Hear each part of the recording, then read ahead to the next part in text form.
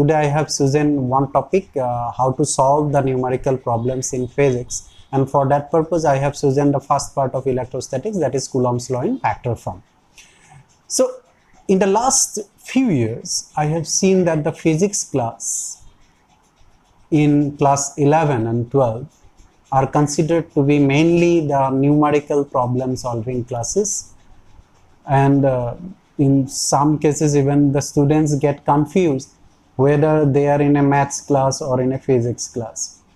As a result, you are given some beautifully written work formula in a worksheet and you are asked to jump into the sea of numerical problems.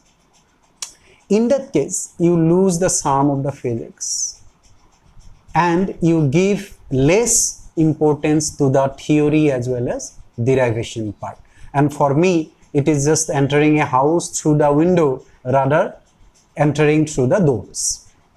So what to do, how to approach a numerical problem and how to learn. So today we shall discuss how to learn physics as well as numerical problems from our known knowledge to unknown knowledge, from our known thing to unknown thing, and even we shall discuss how to create, in spite of asking to get some numerical problems from any books or any other thing, how to create a numerical problems from your side. So we shall do it in theory and derive it, and we will progress one by one so that we get the numerical problems from our side. We can create from the our side. Okay, so this is our target, and you will learn how to study, even how to study physics at the very beginning. Okay, let's do it again with the pen. So let us start with the problems, how to solve the problems, and topic is Coulomb's law in vector form.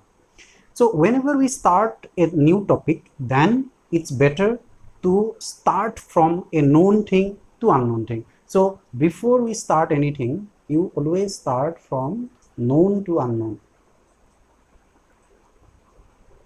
This is new for you, so we will start from known thing. So if you revisit your class 9, class 10, class 11, and then class 12, of course. So if you revisit here in class 9, what you have learned? You have learned one thing which is required. I will consider only those part which is required for you. So in class 9, you have learned what an equilateral triangle is. If the three sides are equal, then it is called an equilateral triangle. In that case, these angles are 60. These are equilateral triangle.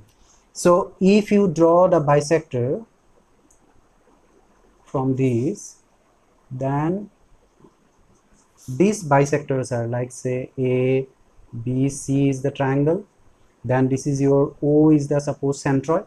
Then we have learned in class 9 itself that AO is equal to BO is equal to CO. Okay, this part we have learned in class 9. Let us revisit that. Then in class 10, what you have learned? You have learned Coulomb's law. Already you have learned Coulomb's law. So what it states? It states that the electrostatic force between two surges, may be repulsive or may be attractive, is directly proportional to the product of the two charges and inversely proportional to the distance square between them. So already we have learned in class 10, if you combine it, then a proportional constant will come, Q1 Q2 by R square. This K is the proportional constant which depends upon the medium by this permittivity. This is known as permittivity in free space. So its value will be 9 into 10 to the power 9. And what will be the unit? You look at this part, K is equal to F into R square divided by Q1 Q2. So F is Newton meter square divided by Coulomb square. So the unit will be Newton meter square divided by Coulomb square. This will be your unit. Already you have learned in class 10. Then what you have learned in class 11? This is your vector. You have learned the vector part in class 11. Okay. So what is a vector? Vector has both magnitude It is a quantity which has both magnitude as well as direction. Okay, so if suppose a bar is a vector, then we write a into a cap. This is called the unit vector. Okay, so this is your magnitude part, this is your vector part. So ultimately the whole vector can be represented into two parts. One is magnitude, another is direction. This unit vector has the magnitude 1, that is why this is called unit vectors, and it gives the direction of the vector, and this is magnitude. So what you have learned? You have learned in class 10 this part only. So in class 10 you have learned the magnitude of force in Coulomb's law. Okay, so now in class 12 you will learn the Coulomb's law in vector form. So that means what you learned the magnitude part, and now you are learning the vector part in details. So this is the progress from class 10 to 12. First thing you should know, what is the difference in class 2 Coulomb's law, class 10 Coulomb's law, and in class 12 Coulomb's law. So here you will learn the Coulomb's law in vector form. Okay, now again in class 11 what you have learned? You have learned again vector addition. You have learned law of triangle. You have learned law of parallelogram.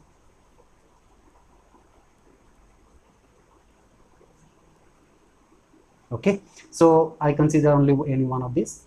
Say in case of law of parallelogram, if two sides of a parallelogram represent the two vectors, if two adjacent sides, say this is your A bar, this is your B bar, then the diagonal of the parallelogram will represent the resultant of the two vectors. Suppose these are two vectors, adjacent sides of a parallelogram is representing the two vectors, then their diagonal R bar will represent the resultant of that. That means R bar is equal to A bar plus B bar. And the magnitude of this part is R is equal to, you have already derived this part, already you have derived in class 11, A square plus B square plus twice AB cos theta. This theta is the angle between the two vectors. Okay, again we shall start from Coulomb's law in vector form. Suppose the two charges are of same charge. This is plus q1 charge and plus q2 charge. Already you know in class 10 the Coulomb's law. So this same charge will give the repulsive force. If they are opposite charge, then they will give you the attractive force. Now this plus q1 will give a force on plus q2 in this direction. Always remember that in case of positive, the field directions are in the outward direction in case of positive charge, if it is a plus q, and if it is minus q charge, then the field directions are, or the force is in the inward direction for minus q charge. Okay, so these are plus q charge, so field direction is in the outward direction. For q1, suppose I consider this is the F21 is the force given by q1 on q2. So what I will write, F21 is the force by q1 on q2. Similarly, in this direction, this q2 will provide a force. Say that force is your F12 bar. Okay, so F12 bar is the force by q2 on q1. Okay, in class 10 only force was sufficient. Now you required a vector, so unit vectors are required. So the unit vectors are, if you consider F21, the unit vectors are for this vector will be along this direction from 1 to 2. So I will write R1 2 cap. So this is in the direction from 1 to 2. So R1 2 cap is the unit vector from q1 to q2. Okay, similarly in this direction R21 cap, this is from 2 to 1. So R21 cap is the unit vector from q2 to q1. Okay, now R12 and R21, their magnitudes are equal 1 and they are opposite in the direction. So I can write r12 is equal to minus r21. If this q1 and q2 are separated by the distance r, then magnitude you have learned in class 10, f12 is equal to k q1 q2 by r square. Since f is a factor, in the right hand side you have to put the vector. This is scalar, all are scalar, so you require a unit vector. So for f12 the unit vector is r21 cap. For f21 the unit vector is r12. Okay, so don't try to remember this way that this is 1 2, this is 2 1. Some students remember that way also, this is 2 1, this is 1 2. Not that, because you have to define this way. If you write that this is r12 is the unit vector from q2 to q1, then it will be r12. Okay, so don't confuse about this part, that 1 2 will be related to 2 1. It will depend upon how you are defining. These are symbols only. Unit vectors are nothing but the symbols. Okay, so since this part is equal, r12 is equal to minus r21, so automatically we can write from this f12 bar is equal to minus f21 bar. Okay, so from Coulomb's law in vector form, we have got f12 bar is equal to f21 bar. So without doing the theory part, you don't jump to a numerical. First, let us understand what the theory says. Okay, what it says that in case of positive charges, one force is in this direction, another force is in this direction. So you will understand the magnitude, the direction in this Coulomb's law in vector form. So now you can move towards the numerical, how the numerical will come. So let us first know what type of charges you have heard about. Say you have heard about electrons,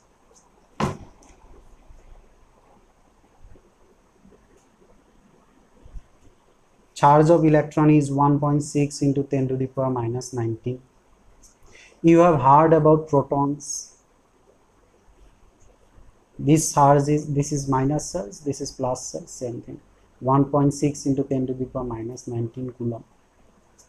Okay, so when you get the thing, when you get the name of something like charge, distance, you first try to visualize what type of charge you have seen. So you have heard about electrons. Electron has a charge of minus 1.6 into 10 to the power minus 19. Proton has this. So this thing at least you know. That's why I told you that you should move from known thing to unknown thing. Okay, so now you consider that there are two electrons. This one electron is here, another electron is here. There are two electrons separated by a distance of angstrom, suppose. Okay, so 16 angstrom is nothing but R is equal to 16 angstrom is given to you. So this is 16 into 10 to the power minus 10 meter. 1 angstrom is equal to 10 to the power minus 10 meter.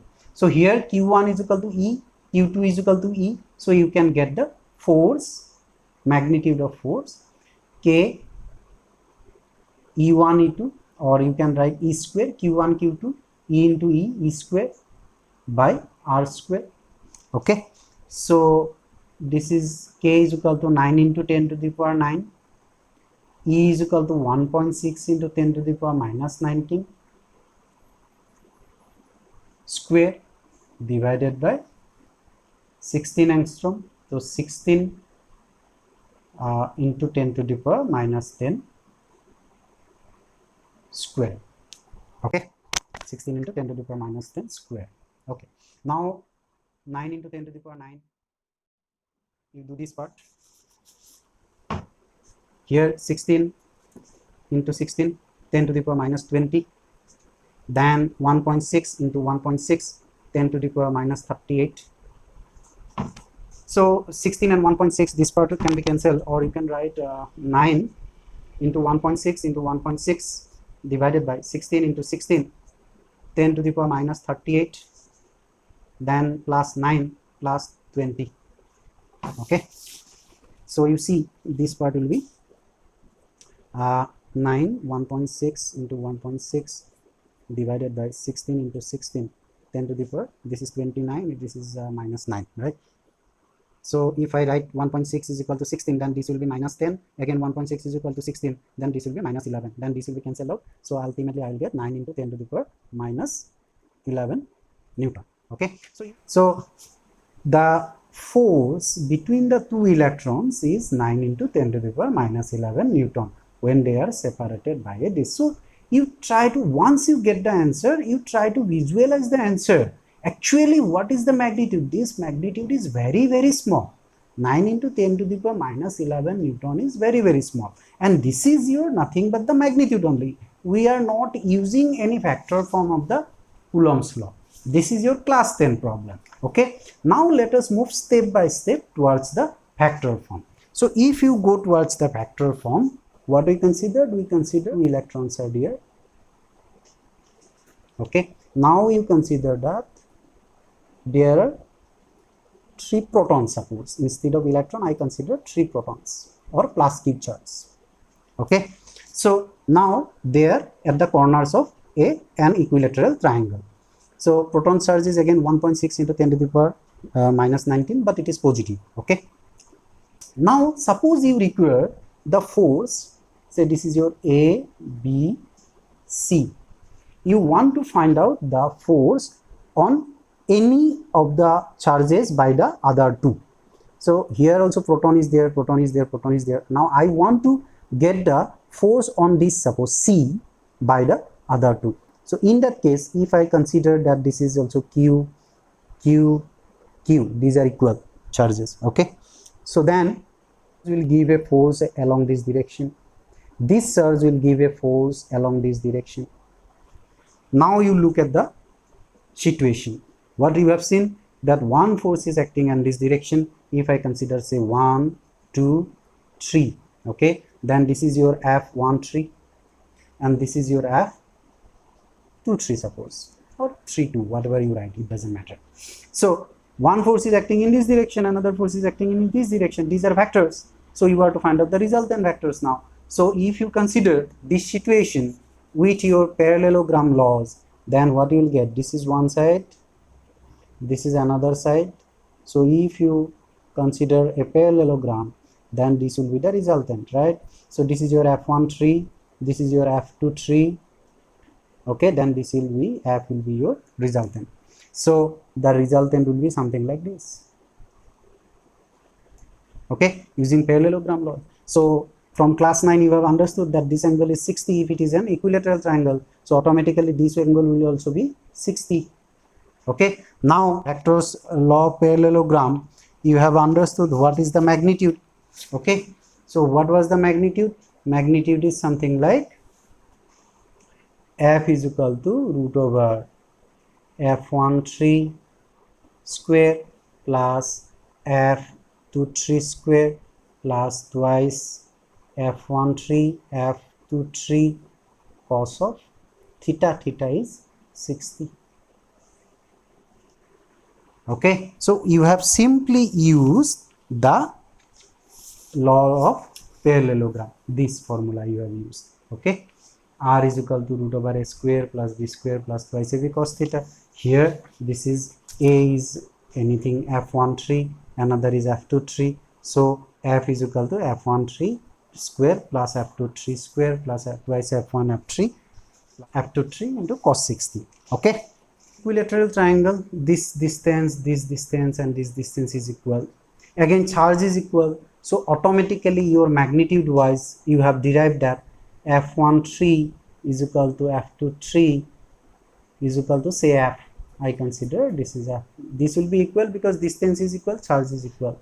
So I write F square plus F square plus twice F into F, F square cos 60. So this is equal to twice F square common. So this is 1 plus cos 60 is equal to half, right?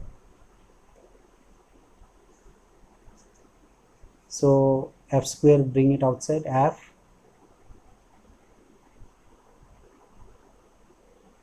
two into plus 1, this is 3 by 2, right? So this part will be cancelled out, root 3f. F already you have the right. Consider the same numerical, says this is 16 angstrom, okay, 16 angstrom, then this is 16 angstrom, then I can get root 3 into f is equal to, this answer is your 9 into 10 to the power root 3 into 9 into 10 to the power minus 11 Newton, if you consider the same numerical, right? Now you can create your own question. What is the question? Suppose you can now write your question is something like this: 3 charges of plus 1.6 into 10 to the power minus 19 coulomb are placed in the 3 corners of an equilateral triangle. Okay, find the force on any charge by the other two, given the side of the triangle are 16 angstrom. So what you have done, you have created your own problem. So now this is the problem, you can do it that way. So that way you have to learn one by one and you can progress one by one. Okay, what we have learned from this topic, we have first revisited class 9, 10, 11 and then use those knowledge in the present situation, and we are now able to vary the different figures, different numbers to get different numericals. Okay, now you change the different parameters, you will get the different numbers. Now you can charge for any other problem and you will get the